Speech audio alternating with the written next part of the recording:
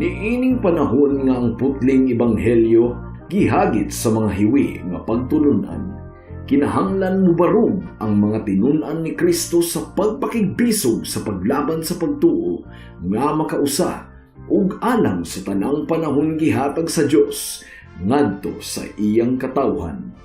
Maoy hinungdan nga namugna kining tulumanon ang putling ebanghelyo. 30 minutos nga pagsabwag sa tinuod nga ebanghelyo kauban ni Pastor Jeremias Hangad. Ang putling ebanghelyo tulumanon nga gihatod kaninyo sa Unidos Community Bible Fellowship sa Unidos Plaridel, Misamis Occidental. Ang putling ebanghelyo, ang putling ebanghelyo, ang putling ebanghelyo.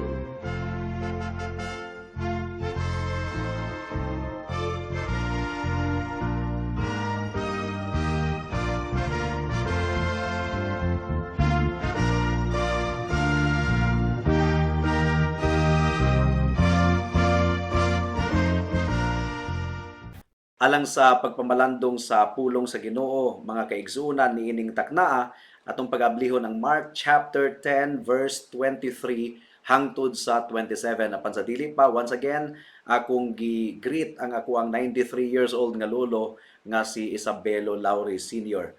Mark chapter 10 verses 23 to 27 ang giingon dinhi, milingi si Jesus sa iyang mga tinunan ug miingon kanila, lisod gayod alang sa mga dato ang pagsulod sa gingharian sa Dios. Nakurat ang mga tinunan sa pagkabati nila niini, apan mipadayon si Jesus pagsulti, mga anak, lisod gayod ang pagsulod sa gingharian sa Dios. Masayon pa sa usa ka kamilyo ang paglusot sa lungag sa dagom kaysa pagsulod sa usa ka dato ngadto sa gingharian sa Dios. Nahibulong pag-ayo niini ang mga tinunan ug nangutana sila kang Jesus, kun mao kana, kinsa ra man diay ang maluwas? Mitan-aw si Jesus kanila ug mitubag, dili kini mahimo sa tawo apan mahimo sa Dios, kay ang tanan mahimo gayod sa Dios. May the Lord bless the proclamation of His word today.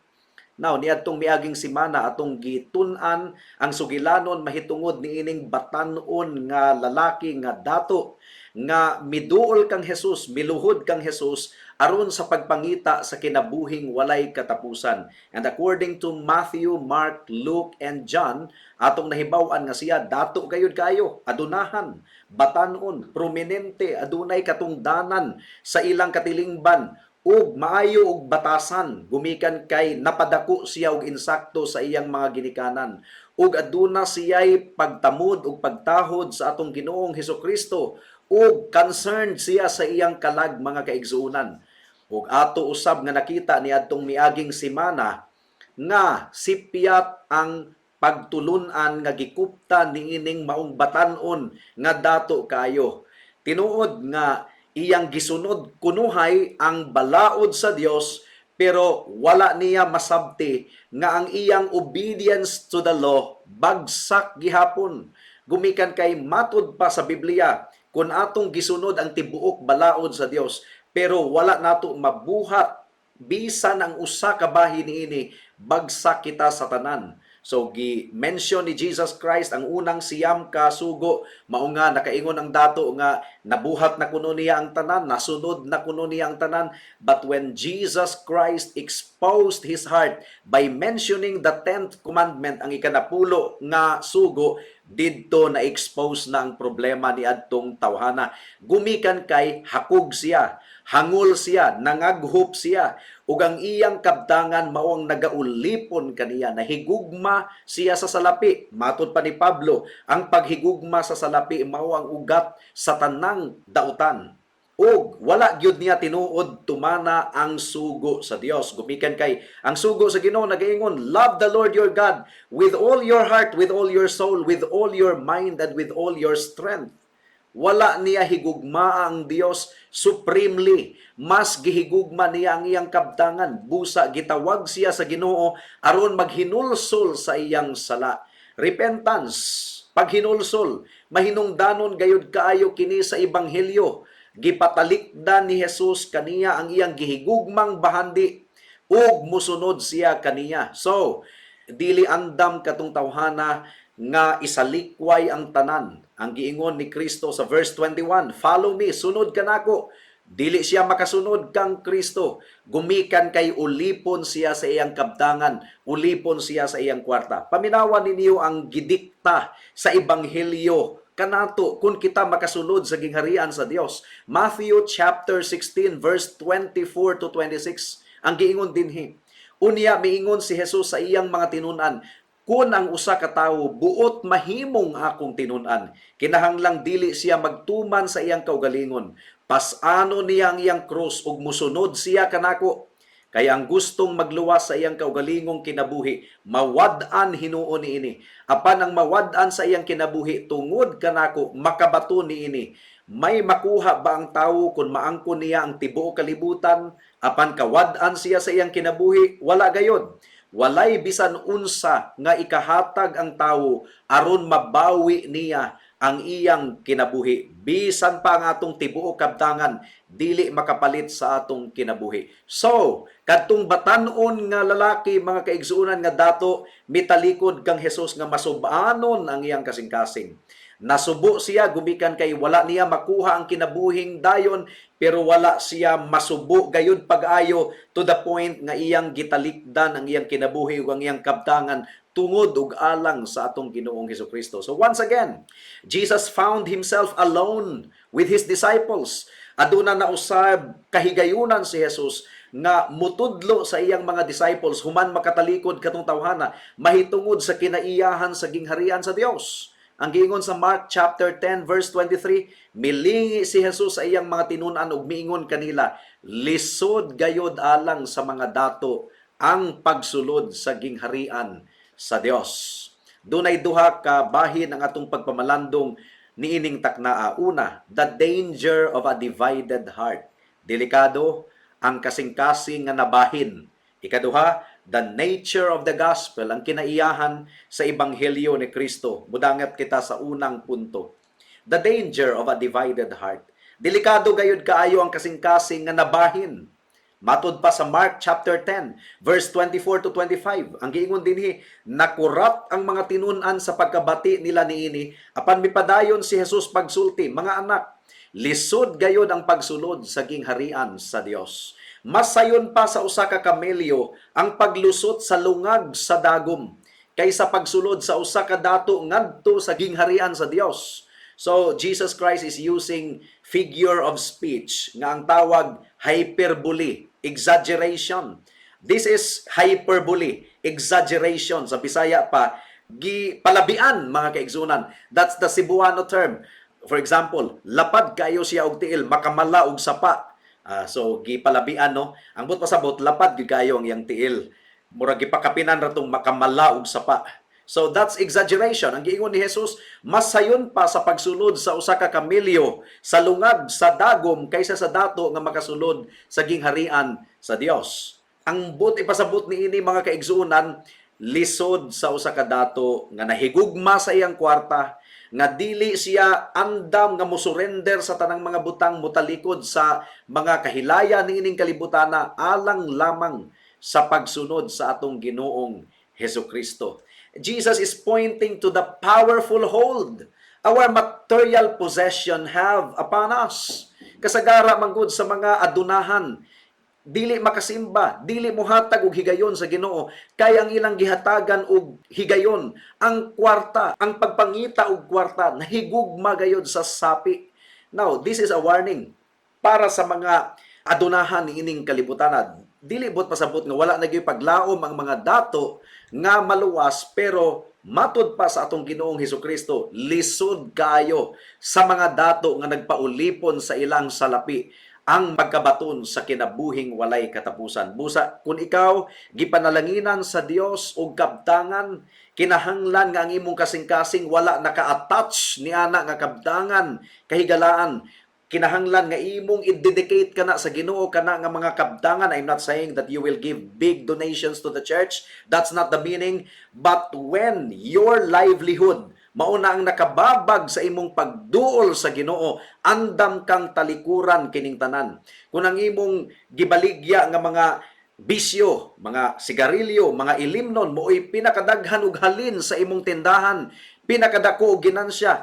Pero kung ikaw nakailana kang Kristo ingon nga Dios ug manluluwas ug kinahanglan nga dili ikaw mag-promote og mga bisyo, andam ka nga tangtangon kana sa imong tindahan aron lamang mutinda ka lamang sa mga butang nga gitugot sa pagkabalaan sa Ginoo. That is the sacrifice. Usa ka na sa mga sacrifices involved sa atong pagsunod sa atong buhi nga Dios. Now, ang giingon sa John chapter 2 verse 15, dili pwedeng mo kupot kita sa kalibutan, sa kahilayan, unya musunod kita kang Kristo. No. John chapter 2 verse 15, unya si Jesus naghimog latigo nga pisi o giabog niya ang tanang mananap. Ang mga karnero ug mga baka ngadto gawas sa templo. Giyabu usab niya ang mga sensilyo sa mga tig-ilis ug kwarta ug gilintuwad ang ilang mga lamisa. Ug ang mga disciples pagkadungog nila sa giingon ni Kristo nga lisod kaayo alang sa dato nga makasulod sa gingharian sa Dios, nalibog kaayo sila sa teaching ni Jesus. Natingala gayud kaayo sila. Mark chapter 10 verse 26, nahibulong pag-ayo niini ang mga tinunan ug nangutana sila kang Jesus, kun mao kana kinsa raman di ay ang maluwas. Ilang gikonsider ang nindot nga kalidad. Sigurado ko sa batan-on nga dato nga pangulo mga kaigsuunan. Remember, batan-on siya, dato siya, prominente, unya nindot pagayud kayo siya og kinaiya outwardly. Miduol siya kang Jesus nga nagdagan, miluhod kang Jesus ug iyang giklaro kaayo nga nangandoy siya sa kinabuhing walay katapusan ug sa ilang katilingban niadtong panahona mga kaigsuunan. Ang ilang pagtuo kung ang tawo suod sa Dios, gipanalanginan sa Dios ug daghang salapi. Dato katong tawana, so ang conclusion sa mga disciples, duol siya sa Ginoo. Gipanalanginan siya sa Ginoo. Mga nahibulong sila sa giingon ni Kristo nga lisod alang sa dato nga makasulod sa gingharian sa Dios. So, they concluded, ang ilang conclusion, kung ang dato nga gituuhan sa kadaghanan nga suod sa Ginoo, lisod diay sa pagsulod sa gingharian sa langit, kinsa na lamang ang maluwas. And that leads us to the second point, mga kaigsuunan, the nature of the gospel, ang kinaiyahan sa Ebanghelyo. Gipadayag ni Kristo ang kinaiyahan sa Ebanghelyo. Ang giingon ni Jesus, sa tawo, ang kaluwasan, imposible. Apan sa Dios, posible. Gumikan kay ang kaluwasan, iya sa Dios. Ang pagkamakasasala sa tawo, ang pagkahugaw sa tawo, naga-render kaniya nga helpless, wala gayud siya ay mahimo aron sa pagluwas sa iyang kalag. Sa tanang punto sa kinabuhi sa tawo, he is completely dependent on God for salvation. Ang giingon sa Juan kapitulo 6 bersikulo 44, walay makaari kanako, gawas ko ng akong amahan nga nagpadala kanako, mo'y mupaduol kaniya nga ri kanako, ug banhawon ko siya sa katapusang adlaw. Now, ang pasabot ni ini mga kaigsunan, ang tawo gahi gyud ay kaayo. Kung pasagdahan siya sa iyang kaugalingon, dili siya muduol sa Dios. Dili siya muduol kang Kristo. Patay siya sa kasalanan. Mao nga ang giingon ni Kristo, children, how hard it is to enter the kingdom of God. Lisod gayud kaayong pagsulod sa gingharian sa Dios. Alang sa mga tawo nga nahigugma gayud kaayo sa kalibutan, nahigugma sa kahilayan, nahigugma sa tanang ani-ani ining kalibutan na lisod gayud kaayo nga makasulod sa gingharian sa Dios. Walay makasulod sa gingharian sa Dios nga doon naghihapoy gipas-an-pasan o gibit-bit-bit-bit nga mga Dios-Dios sa iyang kasing-kasing. Kinahanglan nga ipakatawo kita pag-usab. John chapter 3 verse 3 nagaingon, si Jesus mitubag, sultihan ko ikaw, walay makakita sa gingharian sa Dios, gawas kun siya matawo pag-usab. Now, Jesus Christ is using a play of word. Kay ang pasabot sa pag-usab, matawo pag-usab sa Greek language, anothen sa Greek language, it can be translated born from above. Ang giingon sa John chapter 19 verse 11, si Jesus mitubag, wala kauntay gahom kanako, kung wala pa kini ihatag kanimo sa Dios. Busa ang tawo nga nagtugyan kanako nganha kanimo, mas sad-an pa kay kanimo. Well, kung pasagdahan kita sa atong kaugalingon, dili gayud kita maluwas. Pero si Kristo adunay gahom sa pagluwas bisan pa sa pinakahugaw nga makasasala niining kalibutana. Mark chapter 10 verse 27. Ang giingon dinhi, mitanaw si Jesus kanila og mitubag, dili kini mahimo sa tawo apan mahimo sa Dios, kay ang tanan mahimo gayod sa Dios. So baliktad ang tawo ug ang Dios. Sa tawo imposible ang kaluwasan. Sa Dios tanang butang posible mga kaigsunan. Now, samtang ang kaluwasan gikan lamang gayod sa Ginoo, dili bot pasabot nga wala na kitay buhaton. Nga magpaabot na lang kita kung kanus at taluwason sa Dios. Gumikan kay gisugo sa Biblia nga talikda nato ang sala ug musunod kita kang Kristo. Matthew chapter 3 verse 2. Hinulsuli ug biyai ang inyong mga sala kay hapit na maghari ang Dios. Gisugo usab kita sa Biblia nga atong saliga ng Ebanghelyo, tuuhan nato ang Ebanghelyo. Acts chapter 16 verse 31. Ang giingon dinhi, saligi ang Ginoong Hesus ug maluwas ka, lakip ang imong panimalay. Ang tawo nga muduol kang Kristo, but pasabot giuyog sa Ginoo ang iyang dughan, ang iyang kasing-kasing, nabati niya ang iyang panginahanglanon. Mao nga mudangup siya kang Kristo uban sa dakong pangaliupo ug pangaliya alang sa kaluwasan. Sa tibuok kasing-kasing ug hunahuna mudangup siya kang Kristo, walay muduol kang Kristo nga wala giuyog ug gitay-og sa Ginoo ang iyang dughan. Nabati niya nga siya makasasala ug dili siya makaluwas sa iyang kaugalingon, mao nga mudangup siya kang Kristo uban sa dakong pagpaubos. Psalm chapter 63 verse 1 ang giingon dinhi, O Dios, ikaw ang akong Dios ug nangandoy ako kanimo. Sa bug-os kong kasing-kasing gipangandoy ko ikaw. Ang kalag ko giuhaw kanimo sama sa nagmala ug hupas nga yuta. So mao kini ang kinaiyahan sa pagsulod sa gingharian sa Dios. Doon na gayoy puwersa mga kaigsunan tungod kay daghang babag sa pagsulod nato sa gingharian sa Dios. Matthew chapter 11 verse 12 ang giingon ni Kristo, sukad sa pagwali ni Juan hangtod karon ang paghari sa Dios kusganon gayod nga miabot ug ang mga tawo kusganong naninguha sa paghupot niini. Kusganong naninguha, dunay puwersa. Gumikan kay kusganon usab ang babag. Si Satanas mubabag kanato, mao nga kinahanglang mangusog kita sa pagsulod sa gingharian sa Dios. Mangusog kita sa pagdangup kang Kristo ingon nga atong Dios ug manluluwas. Mao kini ang ebanghelyo, Luke chapter 16 verse 16. Ang balaod ni Moises ug ang mga sinulat sa mga propeta hangtod lamang sa panahon ni Juan nga magbubunyag, sukad ni adto gisangyaw ang maayong balita mahitungod sa gingharian sa Dios ug nakigbisog ang tagsa-tagsa katawo sa pagsulod niini. So nakita nato mga kaigsunan, aduna gayoy pagpakigbisog, adunay enerhiya nga atong pagabuhaton sa atong pagsulod sa gingharian sa Dios. Kung ang tawo adunay tinguha sa pagsulod sa gingharian sa Dios, dili kini pwede mga kaigsuunan nga mag-relax-relax ka ng tawhana. Ang katong batan-on nga lalaki nga dato gusto kunuhay niya ang kinabuhing dayon, pero dili siya buot mutalikod sa iyang kahilayan, kabtangan, bahandi aron lamang makasulod sa gingharian sa Dios. He wasn't willing to give up his worldly idols, mga kaigsuunan. The things that were most precious to him. Mao nga ang giingon sa verse 22, sa pagkadungog sa tawo niini naguol siya og masulubong mibiya kang Hesus tungod kay dato man siya kaayo. Ang gingharian sa Dios dili gayud masudlan sa mga tawo nga murag dula-dula ra sa Dios. Ayaw dula-dulai ang Ginoo, seryoso kini mga kahigalaan. Ang gingharian sa Dios dili sa mga tawo nga dili alang sa mga tawo nga nabahin ang kasing-kasing, compromisers. Dunay half resolution nga mosunod sa atong Ginoong Hesukristo. No, it should be a wholehearted resolution, mga kaigsunan. Tinuod nga ang Dios mao ang nagpili alang sa iyang mga pagaluwason. Tinuod nga gipili sila sa Ginoo sukad pa sa sinugdanan sa wala pa matukod ang kalibutan.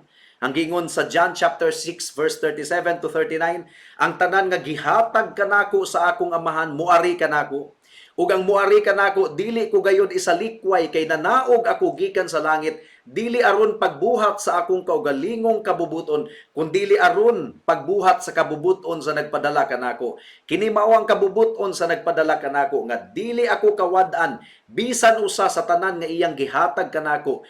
Hinuon banhawon ko silang tanan sa katapusang adlaw. So tinuod gayod nga walay tawo nga makaduol sa Dios, gawas kun ipaduol siya sa Dios ngadto kang Hesus. John chapter 6 verse 65. Ug midugang siya sa pag-ingon, mao man gani nga gisultihan ko kamo nga walay makaari kanako gawas kun itugot kini sa Amahan. Pero tinuod usab nga gisulti sa Biblia nga adunay responsibilidad ang tanang mga tawo nga muduol ug mudangop kang Kristo. Gitanyag sa Ginoo sa matinud-anon gayud ang ebanghelyo alang sa tanan. Ang giingon sa verse 21, mitutok si Jesus kaniya uban ang gugma ug namulong, usara ka butang ang kinahanglan nimong buhaton. Lakaw ug ibaligya ang tanan mong katigayunan ug ihatag ang halin ngadto sa mga kabus ug maangkon mo ang mga bahandi sa langit. Unya balik nganhi ug sunod kanako.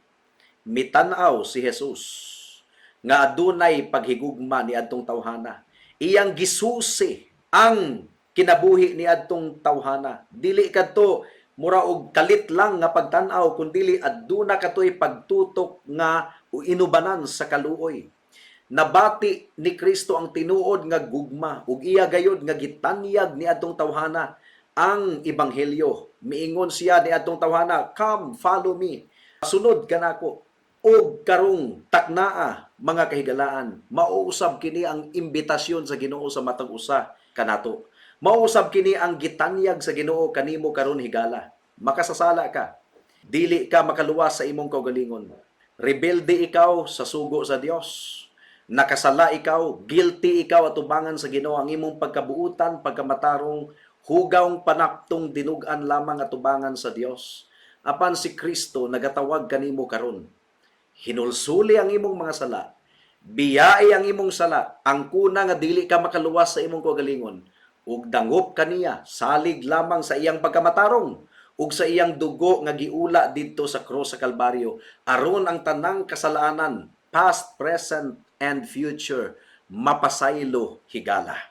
Andam ang Ginoo nga mudawat kanimo kung ikaw muduol kaniya uban sa dakong pagpaubos. Buhata kini karon. Tininud-anay ang gitanyag sa Ginoo kanimo. Buhata karon ang paghinulsol ug pagsalig ug pagtuo lamang kang Kristo. Ingon nga imong bugtong Dios ug manluluwas ug ikaw maluwas gayod. Magampo kita. Salamat o Dios sa mensahe nimo niining taknaa, among gipangayo nga ikaw mo'y magakabot sa mga tawo nga nagmagahi sa ilang kasing-kasing ug pahumukon nimo ug ipasabot nimo kanila o Dios nga ikaw lamang gayod ang bugtong Dios ug manluluwas sa tanang mga makasasala. Salamat o Dios. Mao kini among gipangayo ug gipasalamat ang daan sa ngalan ni Jesus. Amen.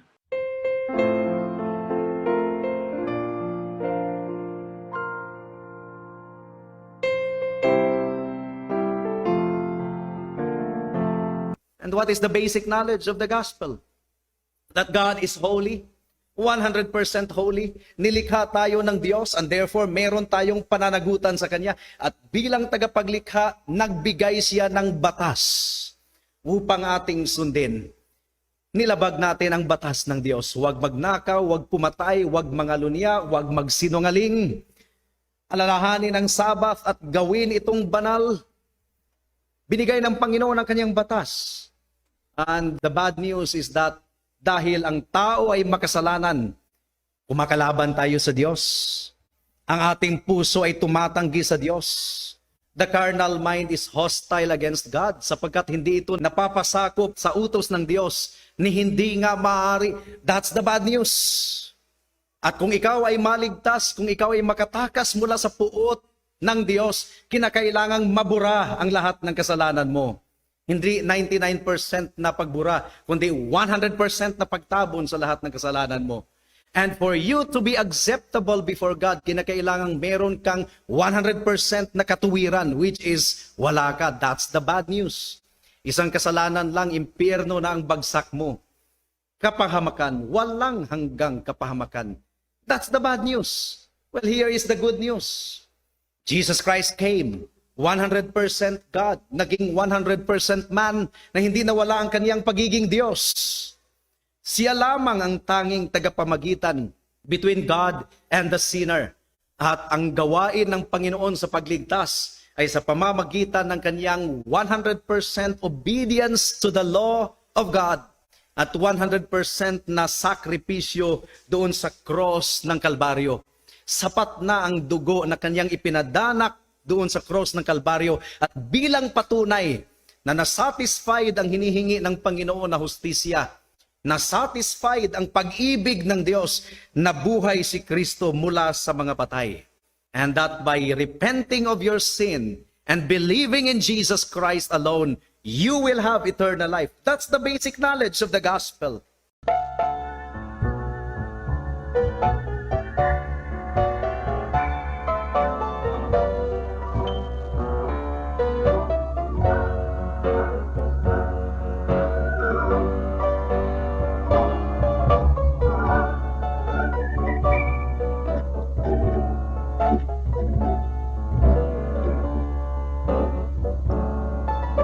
When on the cross of Calvary, the Lord was crucified.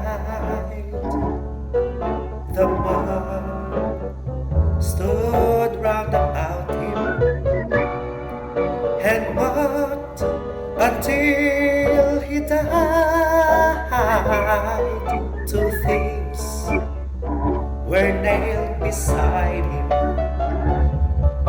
to share the agony.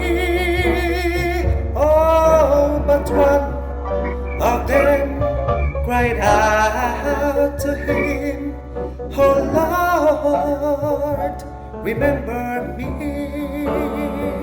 Oh, will the Lord remember me when I am called to go, when I have crossed death's chilly sea? Will He His love there show? Oh yes, He heard my feeble cries, from bondage set me free. Oh, and when I reach the pearly gates, He will remember me. Oh, what a shame to kill Him there on that rugged cross, but such a death was needed to rescue all the lost. His blood was made a ransom to set the captives free. Oh, I know that I'm included, and He will remember me. Oh, will the Lord remember me when I am called to go, when I have crossed death's chilly sea? Will He His love there show? Oh yes, He heard my feeble cries, from bondage set me free. Oh, and when I reach the pearly, pearly gates, He will remember me.